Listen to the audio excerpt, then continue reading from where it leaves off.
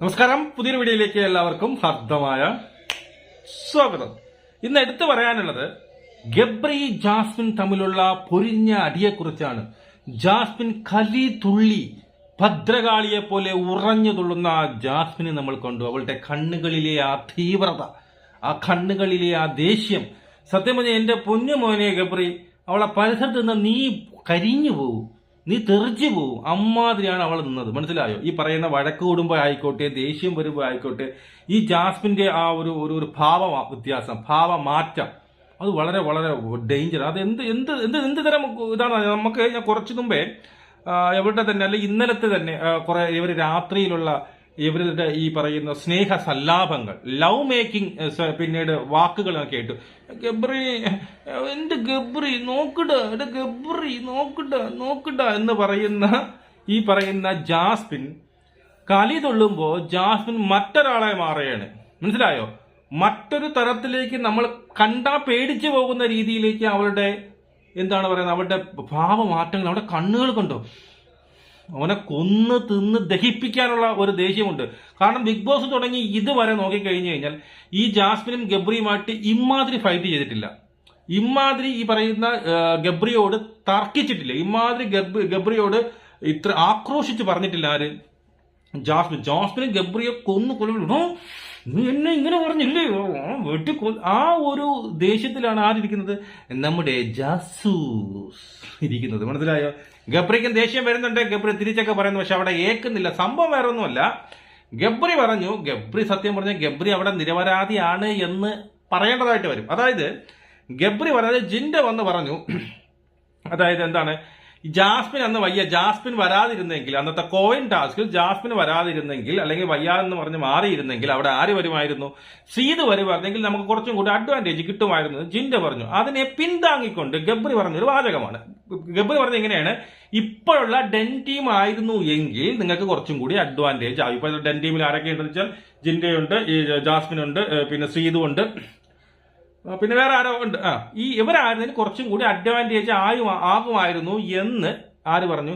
നമ്മുടെ ഗബ്രി പറഞ്ഞു. അപ്പോ ഇതിനെ ജാസ്മിൻ എടുത്ത മറ്റൊരു രീതിയിൽ, അതായത് എനിക്ക് പകരം ആരായിരുന്നുവെങ്കിൽ ഈ പറയുന്ന സീതു ആയിരുന്നെങ്കിൽ അഡ്വാൻറ്റേജ് ആയെന്നെ എന്ന് ജിൻഡോ പറഞ്ഞത് ഇവൻ പിന്താങ്ങി, അവൻ അതിനെ ശരിവെച്ചു എന്ന് പറഞ്ഞുള്ള തർക്കങ്ങളാണ്. മനസ്സിലായോ? അപ്പൊ ഗബ്രി പറഞ്ഞു, ഞാൻ അങ്ങനെയില്ല, ഞാൻ ഇങ്ങനെയാണ് പറഞ്ഞു. എവളും നിൽക്കുന്നില്ല. അവസാനം എടുത്ത് സത്യം പറഞ്ഞാൽ കത്തി കിട്ടിക്കഴിഞ്ഞാൽ ഗബ്രീനെ കുത്തിക്കൊല്ലാനുള്ള ദേഷ്യമൊക്കെ അവൾക്കുണ്ട്. അവസാനം തുള്ളിച്ചാടി പോകുന്നുണ്ട്. മാൻപേനെ എന്ന് പറഞ്ഞുകൊണ്ട് ജാസ്മിൻ തുള്ളിച്ചാടി പോകുന്നുണ്ട്. ഈ ആന കാട്ടിൽ മറ്റേ കരിമ്പും കാട്ടിലേക്ക് പോകുന്ന സ്പീഡിൽ ആര് പോകുന്നുണ്ട്? നമ്മുടെ ജാസ് പോകണം. എന്റെ കൈ കെട്ടറാ, എന്നെ ഞാൻ ഇടിച്ചെന്നെ ഞാൻ കശത്ത് വെച്ച്. അയ്യോ എന്റെ പൊല്ല് പാലയാ ഗബ്രി, ഇതാ നീ കാണുന്നില്ലേ? ഇത് നീ ഉദ്ദേശിക്കുന്ന ആളൊന്നും അല്ല. നീയൊക്കെ ഭസ്മമായി പോകും, ഭസ്മം. ഇതൊക്കെ ചെറുത്, ഇനിയൊക്കെ എന്തൊക്കെ വരാൻ കിടക്കുന്നു. അപ്പോ അതായിരുന്നു എടുത്തു പറയാനുള്ള സംഭവം. അടുത്ത പിന്നെ ജിൻഡ ഫസ്റ്റ് തുടക്കം തന്നെ നമ്മുടെ ഇതിൽ കാണിക്കുന്നത് എന്താണ് പറയുക, ജിൻഡ പറയുന്ന ഒരു ഡയലോഗാണ്, ഞാനിവിടെ നാട്ടുരാജാവായി വാഴും എന്നാണ് പറയുന്നത്. ജിൻഡ പറയുന്നത് കുറച്ചധികമല്ലേ എന്നുള്ളതാണ്. പോട്ടെ. പിന്നെ ക്യാപ്റ്റൻസി കൈമാറുന്നു. അതിനുശേഷം പവർ ടീം ചേഞ്ചിനെ കുറിച്ച് പറയുന്നത്, രണ്ടുപേര് പവർ ടീമിൽ നിന്ന് ചേഞ്ച് ആവുമെന്ന് നിങ്ങളുടെ ഇവിടുത്തെ ഈ പറയുന്ന അവരുടെ ഇടപെടലുകളെല്ലാം പ്രേക്ഷകർ നന്നായി ബോധിച്ചു. അതുകൊണ്ട് രണ്ടുപേരെ മാറ്റുന്നിട്ട് അങ്ങനെ ഇവർ തമ്മിൽ തന്നെ തീരുമാനിച്ചുകൊണ്ട് രണ്ടുപേരെ മാറ്റുന്നു. അങ്ങനെ അവസാനം ഗബ്രിയും പിന്നെ നമ്മുടെ മുടിയനും ടീമിൽ നിന്ന് പുറത്താകുന്നു. അതിന് പകരമായിട്ട് ആർക്കൊക്കെ ഈ പറയുന്ന ക്യാപ്റ്റൻസിയിൽ അല്ലെങ്കിൽ പവർ ടീമിലേക്ക് വരാൻ ആഗ്രഹമുണ്ടെന്ന് പറഞ്ഞ 5 പേര് എണീറ്റ് നിൽക്കുന്നു. അതിൽ എനിക്കൊന്ന് ഈ പറയുന്ന സായിയുണ്ട്, സിജോയുണ്ട്, നന്ദനയുണ്ട്, പിന്നീട് ജാസ്മിൻ ഉണ്ട്, നമ്മുടെ ജിൻഡയുണ്ട്. ഈ 5 പേര് എണീറ്റ് നിൽക്കുന്നു. ബാക്കി ആർക്കും എണീക്കാൻ വയ്യായിരുന്നു. അതിനുശേഷം ഈ 5 പേരെടുത്ത് നിങ്ങൾ ഓരോരുത്തരോരുത്തരായിട്ട് മാറ്റിയ പിന്നെ എന്ത് ചെയ്തു? പിന്നെ ഡിബേറ്റ് ചെയ്ത് ഓരോരുത്തരായിട്ട് പുറത്താക്കണമെന്ന് പറയുന്നത്. അവിടെ ആദ്യം ആരെ പുറത്താക്കുന്നു? ഈ പറയുന്ന ജാസ്മിൻ എല്ലാവരും കൂടി പുറത്താക്കുന്നു. ഇപ്പോൾ നമുക്കൊരു കാര്യം പറയേണ്ടതായിട്ട് വരും. ഈ പറയുന്ന സിജോ ഗെയിമിലേക്ക് തിരിച്ചു വരുന്നുണ്ട്. സിജോ നല്ല രീതിയിൽ ഈ ജാസ്മിനെയൊക്കെ നല്ല രീതിയിൽ കൊടുക്കുന്നു. ജാസ്മിനോട് ആയിക്കോട്ടെ, ഈ പറയുന്ന ജിൻഡയോട് ആയിക്കോട്ടെ, അവിടെയൊക്കെ നല്ല രീതിയിൽ സംസാരിക്കുന്നതായിട്ട് നമുക്ക് കാണാൻ സാധിക്കും. അതോടൊപ്പം തന്നെ ഈ പറയുന്ന സായിയും നല്ല രീതിയിൽ ആ പറഞ്ഞ ഡിബേറ്റ് ടാസ്കിൽ സായി, സിജോ, പിന്നീട് ആരാണ് നമ്മുടെ നന്ദനയൊക്കെ നല്ല രീതിയിൽ സംസാരിച്ചു കേട്ടോ, ഒന്നും പറയാതിരിക്കാൻ പറ്റത്തില്ല. അങ്ങനെ രണ്ടുപേരെ അവസാനം എന്ത് ചെയ്യുന്നു? ഇവരെ മുൻകൂട്ടി ഒരു ധാരണയുണ്ടായിരുന്നു. അതായത് ഈ പറയുന്ന പിന്നീട് നമ്മുടെ നന്ദനയെയും ഈ പറയുന്ന നമ്മുടെ സായിനെയും ഈ പവർ ടീമിലേക്ക് കയറ്റാം. എന്നൊക്കെ പറഞ്ഞുകൊണ്ട് അതൊക്കെ പോട്ട് സായി നീ നമ്മളെ നാണം കെടുത്തു, നിനക്ക് വയ്യേടേ. അല്ലെങ്കിൽ അവിടെ ചെന്നിട്ട് സായി അടുത്തൊരു തീരുമാനം ഉണ്ടാക്കി പവർ ടീമിൽ എല്ലാവരും സാറെന്ന് വിളിക്കുന്നു. എന്റെ അമ്മ, ഇവനെ എന്തിട നീ നാണം കെടുത്തോടേ. എടേ സായി, നീക്ക വരട്ടെ, നീ വരുമല്ലോ ഇങ്ങോട്ട്. അപ്പൊ പറയാ പവർ ടീം എല്ലാവരും സാറെന്ന് വിളിക്കണമെന്ന്. എന്ത് അവിടെ ചെന്നപ്പോ ഇവൻ എന്തോ പറ്റി, എനിക്ക് അറിഞ്ഞുകൂടാ. ഞാൻ ഇത് എന്റെ സായി, എനിക്കറിയാന്നുള്ള സായി ഒന്നുമല്ല ഇത്. എന്ത് പറ്റിയെന്ന് ചോദിച്ചാൽ ഐ ഡോണ്ട് നോ. അപ്പൊ എന്തോ ഒക്കെ പറയുന്നുണ്ട്. എല്ലാവരും സാറെന്ന് വിളിക്കുന്നത് 8 നിലയിൽ പൊട്ടിയിട്ടുണ്ട്. എന്തായാലും മനസ്സിലായോ? അതിനിടയ്ക്ക് ഈ പറയുന്ന നമ്മുടെ ആരെടുത്ത് നന്ദനയുടെ അടുത്ത് പിന്നീട് നന്ദന ആരെ ഔട്ടാക്കണമെന്ന് പറയാൻ വേണ്ടിയിട്ട് ഇങ്ങനെ പോകുമ്പോൾ നന്ദനയുടെ കണ്ണ് കാണിക്കും ആര്, നമ്മുടെ ജിൻഡോ ജാസ്മിനെ പറയാൻ.